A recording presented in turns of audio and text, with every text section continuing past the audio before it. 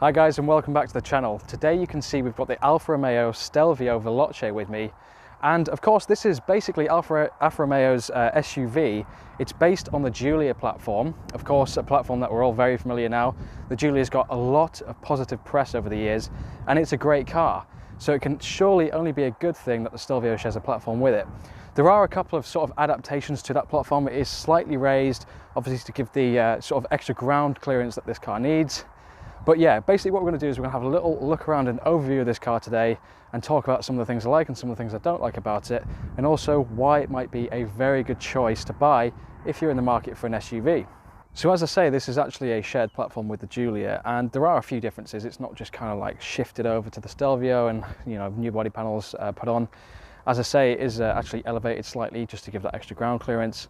We've also got a 50mm wider track on the front and 30mm wider track on the rear. So, you know, it gives it a slightly bigger poise on the road and probably actually helps to handle some of that higher center of gravity. And yeah, just keep the car flatter through the corners as well. Okay, so the Stelvio Veloce actually has the 2-litre 4-cylinder turbo engine that we've seen in the Giulia Veloce. And actually, for that matter, all engines in the Stelvio are shared with the Giulia. So that's definitely a good thing. So in this application, it makes 280 horsepower, 296 pound-foot of torque, which is pretty adequate. We will get onto kind of the weight and things of this car a bit later on. But that provides 0 to 60 in 5.7 seconds and a top speed of 144 miles an hour. So it's pretty good. Now, I see this as a very sensible SUV choice. Obviously, we've seen this quite strange sort of SUV fad over the sort of past few years, where every manufacturer seems to be making endless SUVs. I don't quite understand it, if I'm totally honest with you, but you know, it is what it is. This is clearly what people want these days, but as I say, this seems like a really sensible choice. Alfa Romeo have put a lot of thought into how this car is sort of going to be produced and engineered. This isn't just a massive piece of metal for like a marketing ploy that looks cool and just to sell cars. There's been a lot of thought that's gone into it.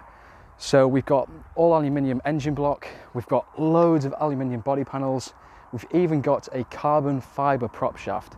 So all this basically saves a chunk of weight over other SUVs in the market, and actually this comes in at 1,660 kilos in the Veloce spec. Now for comparison, the G80 M3, just released by BMW a few weeks ago, actually weighs 1,800 kilos, so that's 140 kilos more than this. And this car obviously will look, you know, at least from a side profile, substantially bigger than an M3, but actually it weighs quite a lot less. So yeah, it's very interesting. And as I say, they've really put a lot of thought into making this car actually good to drive. You know, it's actually going to do a job, and it's not just going to look good on the road. So all Alfa Romeo Stelvios actually come with the 8-speed ZF gearbox. If you've seen any of my other reviews, you'll know this is a fantastic gearbox. It's probably one of the best gearboxes out there actually, in terms of its all-round usability, the sharpness of gear changes, and just how subtle it is on the road. So yeah, that's a fantastic gearbox, and you can actually get the Stelvio in either rear-wheel drive or all-wheel drive.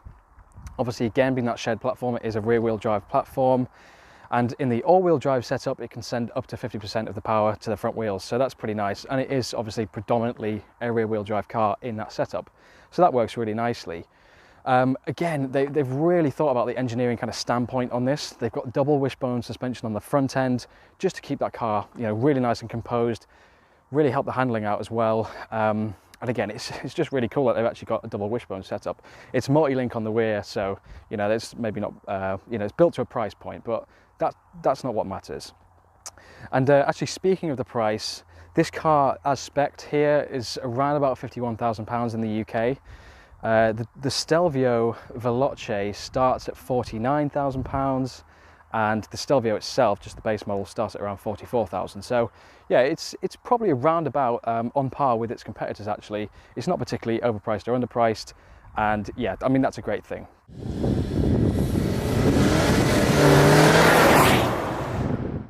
So I actually really like the way the Stelvio looks. These days we're seeing a lot of these kind of strange looking SUVs, just really quite ugly. I mean, BMW have obviously got the X4 and the X6 kind of coupe things. Porsche have got the Cayenne coupe. I just don't think they look very good. There's just massive chunks of metal, like really rounded off. It just looks a bit odd. Whereas this is kind of like reminiscent of the coupe style, but it's also got the classic SUV look on it. So I think it's a really good balance between the two. The front end of the Stelvio is obviously quite classic Alfa Romeo. We've got this sort of triangulated grille, which looks really nice. We've got this kind of piano black insert on there as well. A nice badge on the front. We've also got these kind of little front splitter kind of section that comes through that looks really nice. Of course, these nice thin lights. I love that. It looks really nice and kind of sleek, and it just gives it a really nice road presence. Yeah, they've done a fantastic job. There's kind of a nice level of vents and grills on the front, but not to the point where the whole thing's just a grill and it's incredibly fake looking. So, of course, coming down to the wheels, we've got these pretty nice, actually, 20-inch alloys in kind of like this really dark grey colour against the red calipers. Of course, this is quite classic of Alfa Romeo. They always like to make a big deal out of the brakes, and I love that. I love a good-looking set of calipers and discs. So yeah, this works really nicely.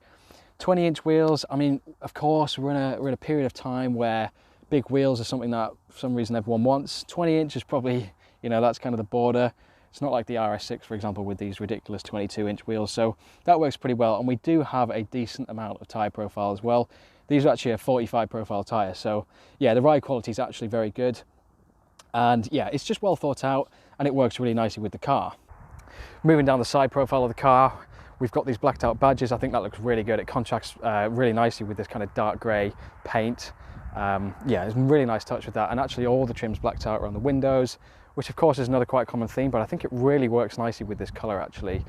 We've just got this quite nice crease actually that runs all the way from the front wheel arch, across the handles, all the way to the back of the car and kind of folds around into the lights, which looks great. And actually, this car isn't necessarily as tall as you might think. I'm like 5'10", and I'm probably a good few inches taller than the top of the car. So, as I kind of spoke about earlier, this is a quite a nice combination between classic SUV style and coupe style.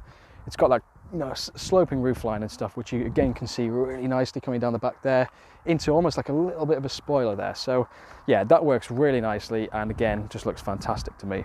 So moving on to the rear of the car then, again, I really quite like how this looks. This maybe is a little bit chunky, you know, it maybe doesn't look as good as some of the other SUVs out there that are a little bit kind of slimmer, but yeah, I think it looks overall pretty good. Again, like I said, we've got that little spoiler, that crease that runs all the way from the front wheel arch kind of folds into this bit here and around the lights. So I really like the way that looks actually.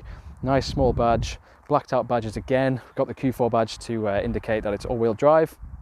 And these really nice blacked out exhausts. My only kind of dislike with this is the fact you can quite clearly see the actual exhaust sitting within those, so that doesn't look great. But from a distance on the road, actually, you don't really notice that.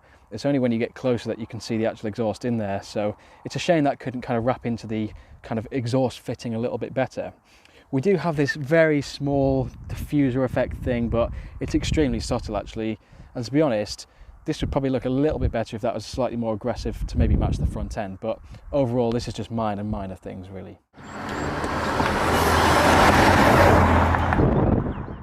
So, interior of the Stelvio then, what do we think? Well, this is very high quality actually. The materials in here smell and feel fantastic. This leather, this kind of perforated leather is just, yeah, it's amazing. I'm really quite a big fan of these seats actually.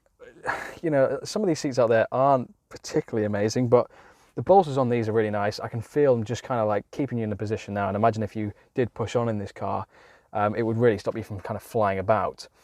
As I say, the material usage in here is great. It's mostly covered in leather. I can barely see any cheaper plastics really. I mean, maybe the stalks feel a little bit cheap. Some of this kind of for the climate control isn't the best looking, but you know what?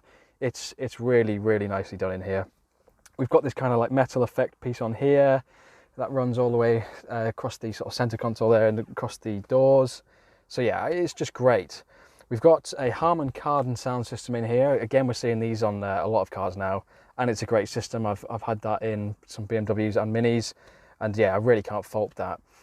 Of course, we've got these really nice aluminium paddles as well. And yeah, this is just where Alfa Romeo shines through. You can really see the effort they put into making these cars feel special. The fact these are column mounted as well is something really that is relatively exclusive to much more higher end cars like supercars and things. So yeah, it just really feels like they put a lot of effort in. The steering wheel's great, it's got a little bit of perforated leather on the insides, and it's a nice narrow rim as well, none of those stupid thick rims. So yeah, really kind of pleased with how this feels in here, and I think they've done a great job. For the model year 20 cars, there were some updates. For example, there's this little Italian flag down here near the gear shifter, which is a really cool touch. And actually, this infotainment system looks a lot sort of nicer, and it looks a lot more high-end actually than the first cars did. So yeah, it's just really nicely done. And we've got electric seats, electric memory seats as well. We've got this beautiful panoramic roof, which obviously opens up as well. Yeah, it just feels like a very premium place to be. And I suppose actually one of the biggest criticisms of these cars when they came out, it's the Giulia and the Stelvio, was the interiors lacked a little bit. But actually coming in this, I do think things have been improved. It definitely feels like that money is very, very well spent. So in the rear of the car then, how does it feel? Well, you know, plenty of space back here. This is really quite nice. There's not the biggest amount of leg room, but this driver's seat is quite far back. And as I said, I'm 5'10", there's plenty of room back here. I'll be more than comfortable. The middle seat's nice and wide. These seats are actually really soft. You get in the back of some cars and the seats are rock hard. So yeah, this is a very comfortable place. We've got USB ports, we've got the rear climate control, slightly tinted windows as well for the extra privacy. It just feels great back here. You could quite easily do long distances with four adults in the car, possibly 5. So yeah, nice job. So storage space in the Stelvio, of course being an SUV, is really fantastic actually. There's so much room in here. This boot's absolutely huge. I would say it's got to be stretching probably at least 4 foot back from the entry. And you know, we've got a good sort of 3 or 4 foot in height as well. So I'd imagine you can fit an awful lot of stuff in here. The rear seats will fold down as well, again providing even more room. Yeah, we've got these nice little sections down the side as well that you can put little bits and pieces in. Yeah, it's just really nicely done. We've got the load shelf. If you were going to use this car with a family with tons of luggage, this would be perfect. So overall, I've been mighty impressed by the Alfa Romeo Stelvio. Very similar to the Giulia actually. It's just a great car, and it's great to see Alfa Romeo coming back into the game with things like this that are really challenging those German brands and offering something that is really quite unique and different to these kind of like quite homogenous cars that we're seeing coming out of some countries now. So yeah, I really like this thing. And if I was in the market for something like this, I think I'd actually put the Stelvio probably above a lot of other cars, to be honest. Hopefully you can see from this kind of walk around that there's just so many good points about it. Everything's done to a really high standard, and Alfa Romeo have really thought things through, both from an engineering standpoint and as well as how they're actually going to market the car and make it work for people. So yeah, hope you enjoyed the video, and we will see you in the next one. Thanks for watching.